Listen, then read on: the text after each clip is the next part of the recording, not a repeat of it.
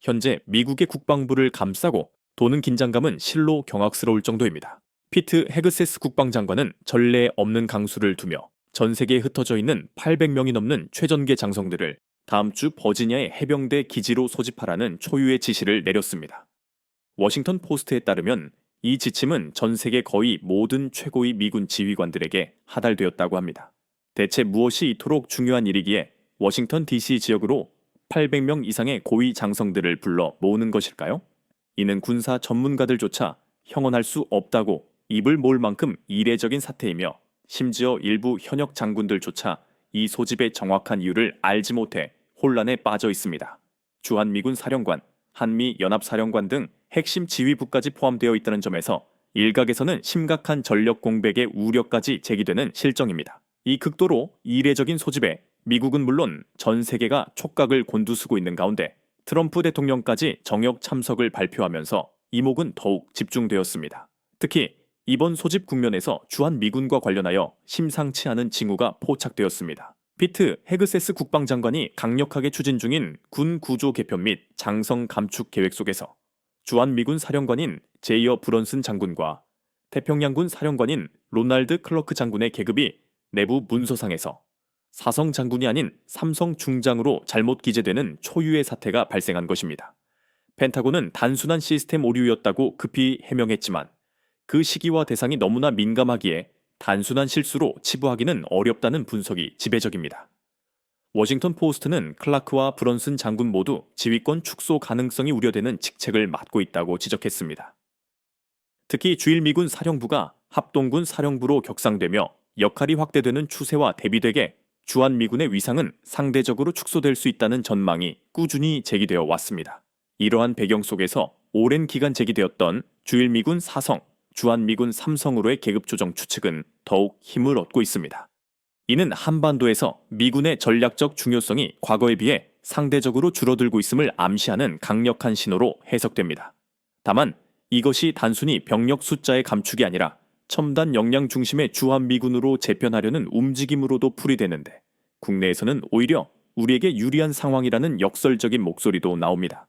일부 전문가들은 주한미군 사령관의 계급을 낮추는 것은 한국의 전시작전 통제권을 이양하고 주한미군 병력은 북한 억제 역할에 국한시키며 대만 유사시 동원되는 전략적 유연성을 사실상 포기하는 행보가 아니냐는 분석까지 내놓고 있습니다. 이미 미국은 작년에 주일미군 사령부를 합동군 사령부로 격상하는 데 합의했고 스티븐 조스트 주일미군 사령관은 최근 언론 기고문에서 지휘권 확대 의지를 공공연하게 밝힌 바 있습니다. 이 구조에서는 대만 유사시 주일미군이 중심이 되어 지원 작전을 수행하게 될 것입니다. 한국의 입장에서 주한미군이 대만 문제에 동원되면 북한의 도발 가능성이 높아지는 우려도 있지만 더 나아가 한반도가 중국의 직접적인 타겟이 될 수 있다는 위험도 있습니다. 만약 일본에 주둔한 미군 기지가 미국의 대만 지원 출격 거점이 된다면 중국은 이 기지들을 최우선 목표로 삼을 것이고 이는 결국 일본 영토가 실질적인 전장으로 변모할 수 있음을 의미합니다. 전문가들은 주한미군의 역할을 축소하려는 일련의 움직임들을 한미 동맹 방향성의 중대한 변화 신호로 읽고 있습니다. 한국에 대한 미국의 군사적 헌신이 약화되는 것이 아니냐는 깊은 우려에도 불구하고 최근 주한미군 기지에는 오히려 최첨단 전략 자산들이 연이어 배치되고 있습니다. 세계 최초로 미국판 아이언돔이라 불리는 차세대 방공 시스템인 APC가 배치되었으며 MQ-9A 리퍼 무인기, 최신 정찰기, 그리고 5세대 스텔스 전투기 F-35 등이 한반도 상공에서 임무를 수행하고 있습니다. 한미 동맹 전문가는 한국에 있는 F-16 전투기를 신형 F-35 스텔스 전투기로 신속히 전환하고 주한미군이 원거리에서 적을 제압할 수 있도록 장거리 극초음속 무기를 한반도에 조속히 배치해야 한다고 강하게 주장했습니다. 또한 북한의 핵 위협에 대응하여 미국이 핵우산을 더욱 확고히 제공해야 한다는 목소리 역시 커지고 있습니다. 이 모든 상황은 그동안 중국이 대만을 침공할 때 주일미군을 동원하려던 미국의 구상을 근본적으로 흔들고 있습니다. 이번 미국 국방부가 800명의 장성을 모이라고 한 소집 배경에는 매우 이중적이고 소름 돋는 이유가 숨겨져 있다고 합니다. 영국의 권위 있는 싱크탱크인 왕립합동군사연구소 RUSI가 최근 공개한 분석 보고서는 국제안보 지형에 엄청난 파장을 일으키고 있습니다. 러시아가 중국의 대만 점령 준비를 돕는 방법이라는 제목의 이 보고서에는 해커 집단 블랙몬이 입수한 것으로 추정되는 약 800쪽 분량의 은밀한 계약서 내용이 담겨 있었습니다. 이 문건에 따르면 러시아와 중국은 2023년부터 중국 인민해방군에 공수부대가 투입될 장비와 훈련을 제공하기로 이미 합의한 것으로 드러났습니다.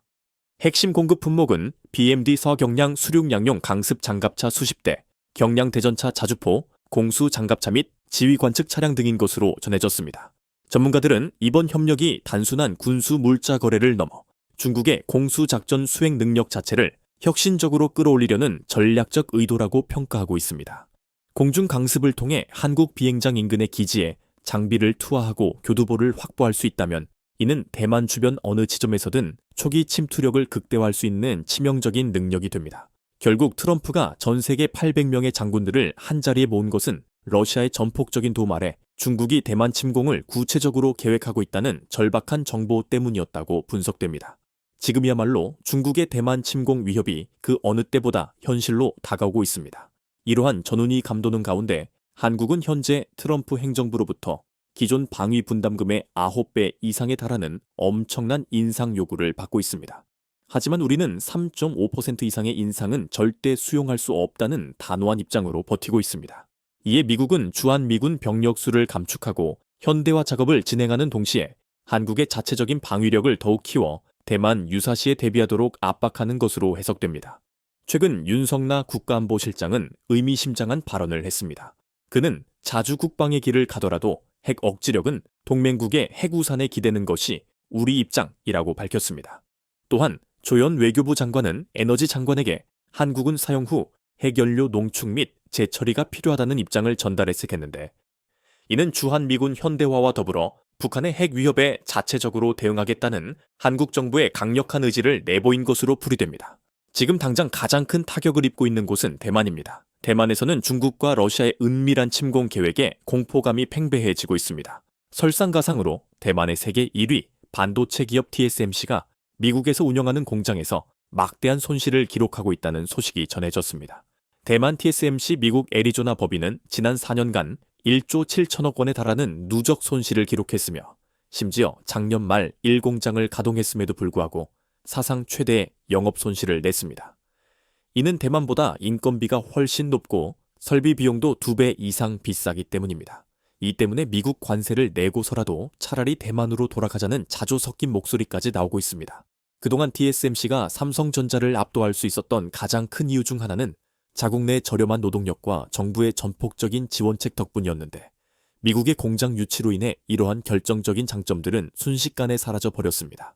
미국이 TSMC 공장을 국내로 유치하는 데 성공했지만 여전히 대만 자국에는 세계 최대이자 최첨단 패키징 공장이 활발히 가동되고 있습니다. 만약 중국의 침공으로 점령 또는 봉쇄 상황이 발생한다면 이 TSMC 공장은 정상적인 가동을 유지하는 것이 불가능해질 것입니다. 바로 이 지점에서 한국의 반도체 기업인 삼성전자나 SK하이닉스의 전 세계의 수요가 폭발적으로 쏠릴 수밖에 없다는 분석이 나옵니다. 한국은 역사적으로 늘 위기 속에서 결정적인 기회를 포착해왔습니다. 주한미군이 대만 유사시에 동원될 가능성이 높아지고 중국이 대만을 침공할 계획이 실행된다면 대만과 일본은 엄청난 타격을 받게 될 것이지만 한국은 세계 경제와 안보를 지탱하는 핵심 축이 될 수 있다는 것입니다.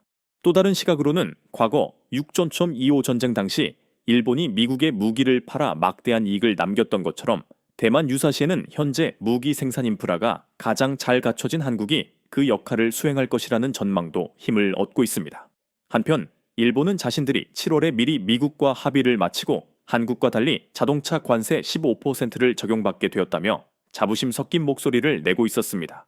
그러나 트럼프 대통령이 돌연 트럭에 대해서는 25%의 관세를 부과하겠다고 엄포를 놓자 일본 자동차 업계는 발칵 뒤집혔습니다. 미국 트럭 시장은 GM, 포드, 스텔란티스, 토요타 등 4개사가 시장 점유율 90%를 차지하고 있으며 토요타가 12.3%를 점유하고 있습니다. 현대차는 최근 4년간 1%대에 머물렀습니다. 일본이 트럭 20% 관세 폭탄에 당황한 기색을 감추지 못하고 있을 때 더욱 놀라운 사실은 현대차가 이미 현지 1위 기업인 GM과 현지 생산을 준비하고 있었다는 점입니다. 이 계획이 현실화되면 현대차와 GM이 합작 생산한 트럭은 무관세 혜택을 받는 반면 일본산 트럭은 25%의 높은 관세를 물게 됩니다. 일본 자동차 기업들은 기존 2.55%에서 15%로 오른 것에도 울상을 짓고 있는데 이는 대부분의 수출 물량이 일본 내에서 생산되기 때문입니다. 반면 한국은 대부분 미국 현지에서 생산할 준비를 마쳤거나 진행 중이기 때문에 상대적으로 여유로운 입장에 서 있습니다. 전쟁의 위협과 관세 전쟁이라고 불리는 복잡한 국제 환경 속에서 한국은 비록 힘들지라도 포기하지 않고 위기 속에서 저력을 발휘할 준비를 착실히 하고 있습니다. 트럼프 대통령이 한국에 3,500억 달러를 내놓으라고 요구하며 결국 관세 폭탄을 터뜨릴 것이라는 불길한 예측이 난무하는 상황입니다. 그러나 지금 미국이 한국에게 함부로 대할 수 없는 결정적인 이유가 수면 위로 떠올랐습니다. 당장 전쟁을 준비해야 하는 미국에게 한국의 군사 및 생산 역량이 절대적으로 필요하며 한국에게 무례하게 대했다가는 상상할 수 없는 결과를 초래할 것이라는 경고입니다. 최근 트럼프 대통령이 우크라이나의 러시아 본토를 타격할 수 있는 장거리 미사일 지원을 승인했다는 보도가 나왔습니다. 러시아는 트럼프의 중재를 통한 전쟁 종식을 거부하며 드론을 나토 국가인 폴란드, 덴마크, 에스토니아 등에 보내는 강수를 두며 긴장을 고조시키고 있습니다. 특히 이번 조치는 러시아가 중국의 대만 침공을 돕고 있다는 소식이 전해진 직후에 나왔기에 더욱 주목받고 있습니다. 중국이 대만을, 러시아가 우크라이나를 넘어 유럽까지 넘보는 절체절명의 순간 트럼프 행정부는 비상이 걸렸습니다. 2027년에 중국이 러시아의 도움으로 대만을 침공할 것이라는 주장이 사실로 확인된 가운데 미국은 당장 전쟁을 준비해야 하는 급박한 상황에 직면한 것입니다. 최근 미국 정보부는 중국이 건조하고 있는 대형 해양 선박들이 탱크를 운반하고 상륙작전에 참여하도록 개조되고 있음을 파악했습니다. 호주의 ABC 뉴스는 이를 집중적으로 보도하며 중국이 2026년 말까지 70척 이상의 대형 선박을 건조하여 대만에 침공할 계획을 가지고 있다고 전했습니다. 독일 공영방송 도이치벨레 역시 러시아가 중국의 대만 침공 계획을 구체적으로 돕고 있다고 보도했는데 세계적으로 상륙작전 노하우와 장비를 보유한 국가는 러시아를 포함해 극소수이며 중국은 자체적으로 이러한 능력을 개발하려면 15년이 더 필요하기 때문에 러시아의 도움이 필수적입니다. 중국은 15년이나 걸릴 상륙작전 능력을 러시아에게서 이전받고 압도적인 조선 능력으로 1년 안에 70척의 대형 선박을 건조해 대만 침공을 서두르고 있는 것입니다. 이미 중국은 400척이 넘는 함정을 보유하며 300척이 안 되는 미국 해군력을 압도하고 있으며 조선 역량이 바닥난 미국과 달리 압도적인 선박 건조 능력으로 해군력을 급속히 강화하고 있습니다. 여기에 70척의 대형 선박까지 가세해 대만을 침공하려는 계획을 막기 위해 미국의 생산력을 유일하게 따라잡을 수 있는 한국의 도움이 절실한 상황입니다. 현재 미국은 건조 역량이 급감하여 새로운 군함을 만들지 못할 뿐만 아니라 기존 함정들의 유지 보수 역량마저 부족한 것이 더 큰 문제입니다. HD 현대중공업은 최근 미 해군 7함대 소속의 4만 톤급 화물 보급함인 앨런 셰퍼드함이 정기 정비를 위해 울산에 입항했다고 밝혔으며 천해군 MR 수주 사업으로 본격적인 정비에 착수했습니다. 또한 미 의회는 중국의 압도적인 조선 생산력에 맞서기 위해 자국 조선업 부활을 위한 대규모 법안을 추진하고 있는데 이 법안이 실현되면 한국을 통해 미국 조선업 부활을 꾀하려 할 것입니다.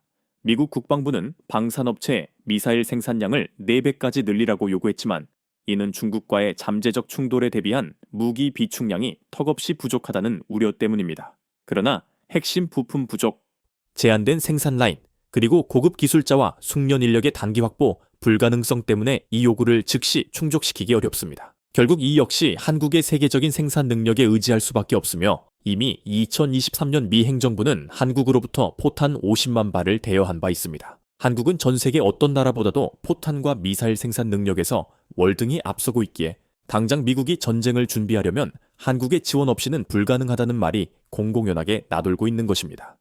2027년 침공설이 확산되면서 대만은 극심한 패닉 상태에 빠져 있습니다. 최근 대만 방산 전시회에서는 5대 신무기를 정역 공개했습니다. 이는 단기간 내 신무기를 획득하고 최대한 빨리 양산하여 배치하며 적의 선제 공격을 막는 방어형 무기들에 집중하는 모습이었습니다.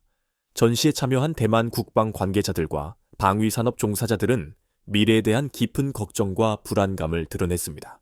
특히 대만은 압도적인 열세에 놓여있는 해상 전력에 대해 가장 우려하고 있습니다.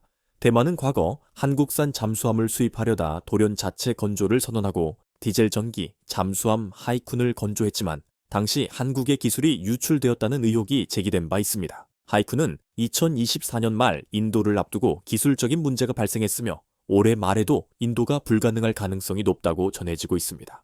최근 한국의 장보고 하이급 잠수함이 성공적으로 건조되며 세계 잠수함 시장에서 주목받고 있는 것과 비교되어 대만의 상황은 더욱 초라해 보입니다. 그럼에도 불구하고 대만은 여전히 미국만을 굳게 믿고 있습니다. 세계 최강 대국이자 맹주인 미국이 지금 한국 없이는 중국과 전면전을 치르기 힘든 상황임에도 말입니다.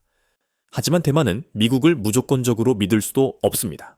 미국은 안보 문제를 놓고 중국과 복잡한 거래를 하고 있기 때문입니다. 최근 중국이 미국의 틱톡 사업권을 넘기는 빅딜을 했는데 트럼프는 이에 대한 대가로 대만에 대한 4억 달러 규모의 무기 지원 승인을 거부했습니다. 그리고 트럼프는 대만을 향해 반도체 생산량 50%를 미국으로 이전하라고 압박하며 미국이 대만을 보호하고 있으며 우리가 계속 보호하기를 원한다면 미국이 합리적인 자급자족을 달성하도록 도와야 할 것이라고 노골적으로 말했습니다. 일각에서는 지금 대만이 중국에 넘어가느냐 아니면 미국에 넘어가느냐 하는 기로에 서 있다는 냉정한 평가를 내놓고 있습니다. 이는 스스로 나라를 지킬 힘을 키우지 못하고 오로지 동맹국만을 믿었을 때 겪게 되는 참혹한 현실을 보여줍니다. 최근 미국은 한국에게도 3,500억 달러를 요구하며 주한미군 철수를 압박하고 있습니다. 이에 한국은 자주 국방을 외치며 우리 국민들은 뺄 테면 빼라고 당당하게 맞서고 있습니다. 전 세계 국방력 순위에서 상위에 위치한 한국은 스스로를 지킬 수 있는 강력한 힘을 키우고 있으며 우리 국민들은 위기 앞에서 더욱 강해지는 저력을 가지고 있습니다. 이제 미국조차 중국의 거대한 위협에 맞서기 위해서는 한국의 절대적인 도움이 필요한 수준에 이른 것입니다. 지금 이 격변하는 국제 정세 속에서 한국의 역할은 무엇일까요? 주한미군 지위 변화, TSMC의 손실, 그리고 한국의 방위산업 역량 강화에 대한 여러분의 의견은 어떠신가요? 댓글로 여러분의 생각을 남겨주시고 좋아요와 구독, 알림 설정으로 다음 깊이 있는 분석 영상도 놓치지 마세요.